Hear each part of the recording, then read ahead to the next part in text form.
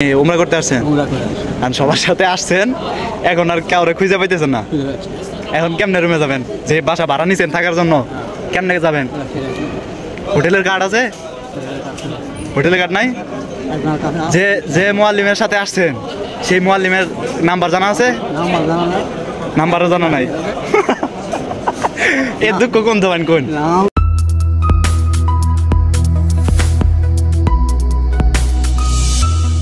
বলেন। নাম হলো আফতাব। আপনার বাড়ি কোথায়?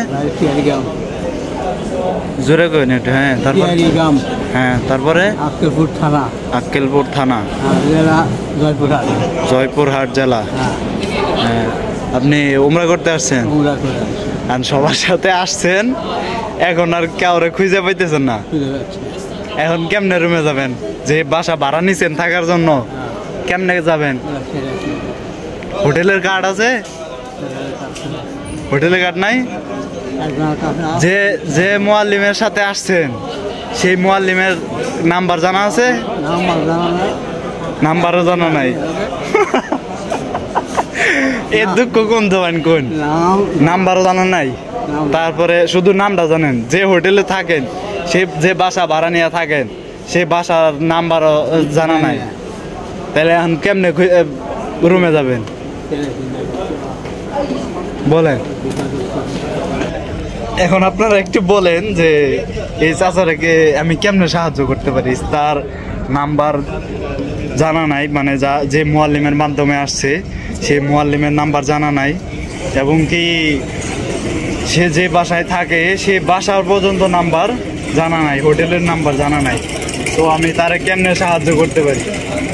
খুব টেনশনের মধ্যে আছে। আমি তো আছি, চাচাও খুব টেনশনের ঠেলায় চাচা হাসতেছে। এখন কেমনে রুমে যাবো? এখন উমরা করতে আসছে, সবার সাথে ঘুরতেছে ফিরতেছে, মানে তওয়াফ করতেছে। তওয়াফের সময় মাঝখান থেকে এসে হারাই গেছে, ভালো করে চোখে দেখতে পারে না। এখন যদি আপনারা কেউ চিনে থাকেন চাচারে, এটা হচ্ছে চাচার বাংলাদেশের নাম্বার, আর সৌদি আরবের এই নাম্বারে আমি অনেক ট্রাই করলাম কিন্তু ফোন ঢুকতেছে না, আর এটা হচ্ছে বাংলাদেশের নাম্বার। সো আপনারা যদি কেউ চিনে থাকেন তাহলে চাচার সাথে যোগাযোগ করবেন। এখানে তার লোকেশন দেওয়া আছে, তার বাসা। সো বাংলাদেশের লোকেশন দেওয়া আছে। সো আপনারা যদি কেউ চিনে থাকেন বা যারা মুআল্লিম আছেন, আপনাদের যদি এই হাজিটা যদি আপনাদের হয়ে থাকে তাহলে অবশ্যই চাচার সাথে জলদি যোগাযোগ করবেন।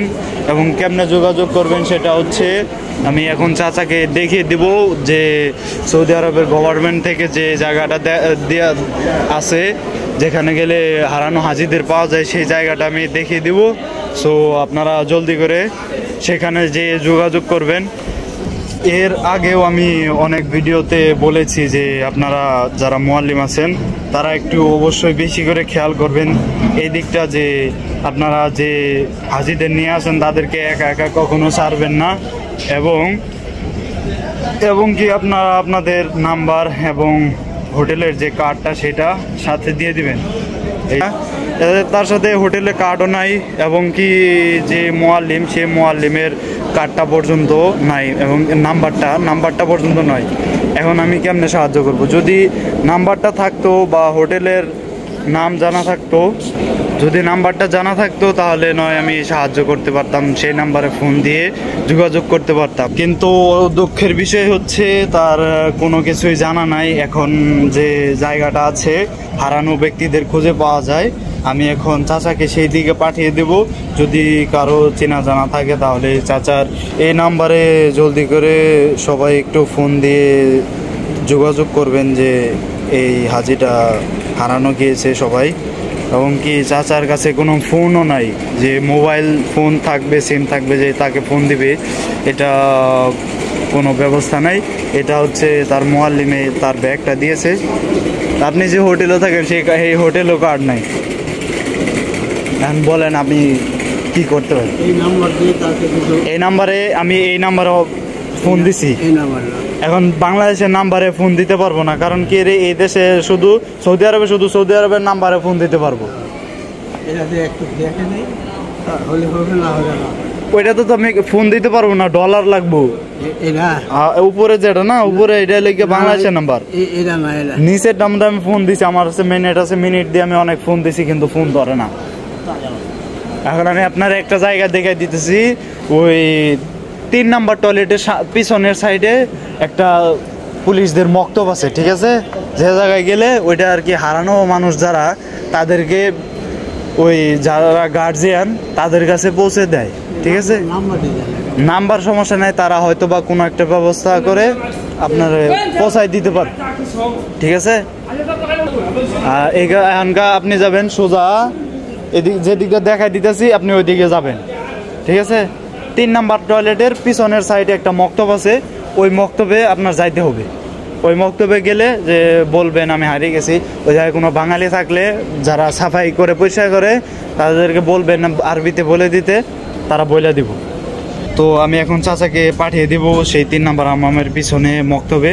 সো আপনারা যারা আছেন অবশ্যই এই দিকটা খেয়াল করবেন, হাজিদের একা একা কখনো ছেড়ে দিবেন না, যেরকম এই চাচাটি হারিয়ে গেছে। আর আমি এর আগের এক ভিডিওতেও বলেছি আপনাদেরকে, যাতে করে আপনারা কেউ এরকমভাবে যদি হাজিদের নিয়ে আসেন, মুআল্লিম যারা আছেন হাজিদের একা একা কখনো ছাড়বেন না। এই দেখেন একজন চাচা হারিয়ে গেছে, সো আপনারা একটু এই বিষয়টা খেয়াল করবেন, হাজিদের কখনো ছাড়বেন না, এবং কি তাদের কাছে সবসময় হোটেলের নাম্বার দিয়ে দিবেন। আর তাদের কাছে তো কোনো কার্ড থাকে না, মুআল্লিমের নাম্বার থাকে না, হোটেলের নাম্বার থাকে না, সো আপনারা এই দিকটা একটু খেয়াল করবেন। আর আমি এখন চাচাকে যে সৌদি গভর্নমেন্টের যে আছে মক্তবটা আছে, সেখানে গেলে হারানো হাজিদেরকে খুঁজে পাওয়া যায়, সেই জায়গাটি দেখে দেবো, এবং কি আমি চাচাকে সেই দিকে যাইতে বলবো। সো চাচা যদি সেখানে যায় তাহলে অবশ্যই ইনশাআল্লাহ আশা করি কোনো একটা ব্যবস্থা হবে। সো চাচাকে পাঠিয়ে দিয়েছি যে জায়গায় গেলে হাজিরা হারিয়ে গেলে লোকজন খোঁজার জন্য আসে, সেই জায়গায়, যাতে করে তাকে খুঁজতে আসলে সেই জায়গা থেকে যেন জলদি জলদি তাকে খুঁজে পেতে পারে। আর বড় কথা হচ্ছে আপনারা আপনাদের হাজিদের কখনো একা একা ছাড়বেন না। যেরকমটা এই চাচা হারিয়ে গেছে, এরকম হারিয়ে যাওয়ার সম্ভাবনাটা অনেক বেশি। এখানে তো হাজার হাজার লক্ষ লক্ষ মানুষ আসে, তো মানুষের ভিড়ে হারিয়ে যাওয়াটা একটু সিম্পল ব্যাপার এটা। সো আপনারা হাজিদের একটু বেশি খেয়াল করে রাখবেন, যা কখনো একা একা ছাড়বেন না। আর আপনাদের হাজির যদি হারিয়ে যায় তাহলে আপনারা কিভাবে তাকে খুঁজে বের করবেন? আপনারা চলে যাবেন 3 নাম্বার টয়লেটের সামনে, এবং 3 নাম্বার টয়লেটের সামনে থেকে আপনারা পিছনের সাইডে চলে যাবেন।